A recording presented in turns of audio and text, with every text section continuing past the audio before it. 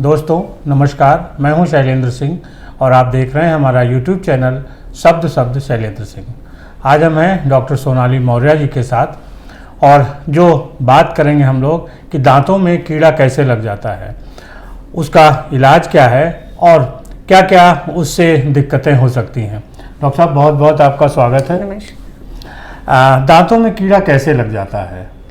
देखिए, जैसे मेरे पास पेशेंट बहुत आते हैं, वो पूछते हैं कि हम ओरल केयर भी पूरा करते हैं, सुबह शाम ब्रश भी करते हैं और ध्यान भी रखते हैं, फिर भी हमारे दांतों में कीड़ा लग जाता है। तो ऐसा तो नहीं होता है कि आज कीड़ा लग गया या एक रात में कीड़ा लग गया। ये स्टेज काफ़ी टाइम से ये चीज़ चल रही होती है। तो इसमें भी दांतों में कीड़ा लगने की कई स्टेजेस होती हैं। जैसे फर्स्ट क्या होता है कि लोग कहते हैं कि हम रात में ब्रश करके भी सोते हैं, फिर भी मेरे दांतों में कीड़े लग जाते हैं।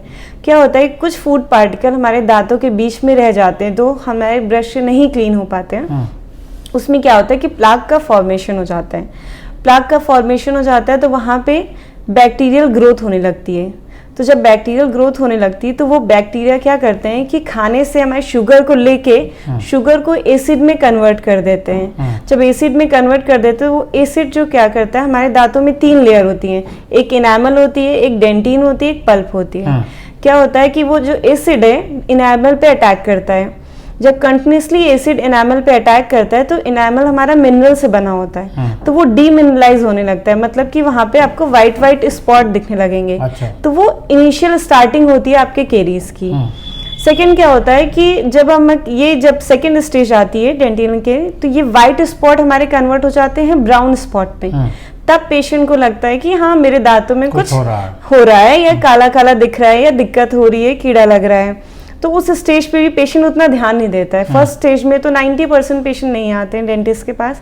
सेकेंड स्टेज में कुछ लोग ध्यान देते हैं, तो वो डेंटिस्ट को विजिट करते हैं। फिर वहाँ पे क्या करते हैं कि वहाँ पे हम क्लीन करके एक फिलिंग कर देते हैं। नेक्स्ट क्या होता है कि जब हमारा वो केरीज लोग नहीं इतना ध्यान देते हैं, फिर वो केरीज बढ़ती जाती है। उसमें उस स्टेज में पेन नहीं होता है, सिर्फ फूड लॉज में, यानी कि खाना फंसता है। तो जब वो खाना फंसना स्टार्ट हो जाता है तो पेशेंट थोड़ा सा ध्यान देते हैं कि खाना फंस रहा है, तो उस स्टेज में आते हैं कि हाँ मैम, हमारे दांतों में खाना फंस रहा है। तो वहाँ पे क्या होता है, कैविटी बन जाती है। वो कैविटी बन जाती है, वहां पे फिर हमें उसका ट्रीटमेंट है कि फिलिंग कराना। इनिशियल जब होता है तो पेशेंट को दांतों की सफाई करा लेनी चाहिए। फ्लोराइड ट्रीटमेंट होता है उसके लिए, ताकि केरीज आगे ना बढ़े, केरीज ना लगे हमारे दांतों में। तो इन सब चीजों का बहुत ध्यान रखना चाहिए। प्लस फ्लोराइड टूथपेस्ट यूज करें। तो जब सेकेंड लेयर होता है कि डेंटिन, जब केरीज वहाँ डेंटिन तक पहुंच जाती है तो लोगों को ठंडा गर्म की शिकायत होने लगती है कि मेरे दांतों में ठंडा लग रहा है, कुछ लोगों को गर्म लग रहा है, कुछ लोगों को दोनों चीज लगती है, ठंडा गर्म। तो उसमें भी यही होता है कि हम कीड़े को तो उस एरिया को साफ करके फिलिंग कर देते हैं। बस दोनों की फिलिंग में डिफरेंस ये रहता है कि जब ठंडा गर्म की शिकायत आती है पेशेंट की, तो उसमें हम नीचे एक बेस लेयर लगाते हैं जिसकी वजह से उसको सेंसिटिविटी ना हो। उसके ऊपर हम नॉर्मल फिलिंग करते हैं। तो उस स्टेज में ऐसी फिलिंग करते हैं। ठीक है। नेक्स्ट क्या होता है कि जैसे कुछ लोग उस स्टेज में आते हैं जब एकदम दर्द होता है कि मैम बहुत ज्यादा पेन हो रहा है, बस दवाई लिख दीजिए, कि क्यों हो रहा है ये भी देख लीजिए। तो उसमें क्या है, पेशेंट बोलते हैं कि बस दवाई लिख दीजिए, हम आरसीटी कराते हैं। हम लोग सजेस्ट करते हैं कि पेन हो रहा है तो मतलब आपका केरीज जो इन्फेक्शन है वो आपके पल्प तक पहुंच चुका है, जहाँ पे नर्व सप्लाई है, ब्लड सप्लाई है, तभी उनको पेन होता है। तो उस स्टेज में पेशेंट आते हैं। मोस्टली 95% पेशेंट उस स्टेज में हमारे पास आते हैं जब पेन होता है। तो वो एकदम लास्ट स्टेज होती है कि पेन हो रहा है, तो वहाँ पे भी हम लोग आरसीटी रिकमेंड करते हैं पेशेंट को कि वो आरसीटी कराएं। बिकॉज वो पेन सिर्फ मेडिकेशन से नहीं जाता है। अगर हमने मेडिसिन लिख भी दी पेशेंट को तो सिर्फ 3 से 4 दिन तक उनको आराम मिलता है, फिर वो पेन स्टार्ट हो जाता है। तो 99% लोगों का यही है कि मेडिसिन लिख दीजिए, हम आरसीटी कराते हैं। अच्छा, तो पहले वो अगर कीड़ा लगा है जल्दी पहचान लेंगे तो इलाज आसान है। वरना अंत तक दांत निकालना पड़ सकता है। हाँ, दांत निकालना भी पड़ सकता है। लास्ट में यही होता है कि आरसीटी को लोग नहीं कराते हैं, इग्नोर करते रहते हैं मेडिसिन खा के। तो वो क्या होता है, लास्ट स्टेज में एकदम पस बन जाता है, जिसको हम एब्सेस बोलते हैं। वहाँ पे पस बन जाता है। तो लास्ट स्टेज में क्या होता है कि तब अगर सही टाइम पे पेशेंट ने नहीं कराया आरसीटी तो उस दांत को हमें निकालना भी पड़ता है। अच्छा। तो एट लास्ट वो हमें अपना नेचुरल दांत खो देते हैं। तो अगर आपको अपना नेचुरल दांत बनाए रखना है, क्योंकि उसकी बड़ी कीमत होती है, बहुत एक दांत की कीमत जो है वो 15-20 हज़ार होती है, तो अगर आप अपना दांत बचा रहे हैं इसका मतलब कि आप सेविंग कर रहे हैं 15-20 हज़ार Yes. की।